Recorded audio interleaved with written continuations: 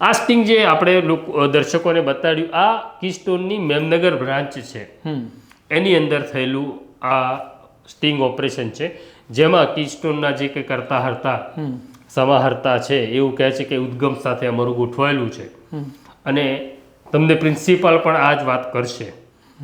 તો આ બહુ ગંભીર મુદ્દો છે અને સરકારને ખબર છે કે ઉદ્ગમ સ્કૂલમાં ચાલી રહ્યું છે. આ ડીઓની સીધી જવાબદારી છે, ડિસ્ટ્રિક્ટ એજ્યુકેશન ઓફિસરની.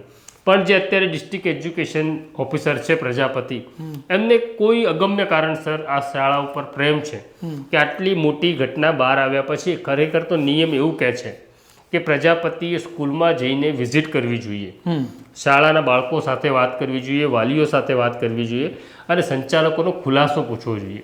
પણ આ ઘટના બહાર આવ્યા પછી એક ફોર્મલ એક નોટિસ માત્ર આપવા ખાતર હવે કંઈક તો કરવું પડશે એટલે એક સામાન્ય નોટિસ આપીને વાત પૂરી કરવાના મૂડમાં પ્રજાપતિ છે. આમ તો શિક્ષણ સચિવ રાકેશ વ્યાસ છે, એમણે પણ આ વાતને ગંભીરતાથી લેવી જોઈએ, પણ ઉદ્ગમના છેડા ઉપર સુધી અડ્યા છે એટલે એ લોકો એવું માની રહ્યા છે કે અમારું કંઈ નહીં થાય અને છેલ્લે બાળકો વાલીઓ લૂંટાઈ રહ્યા છે.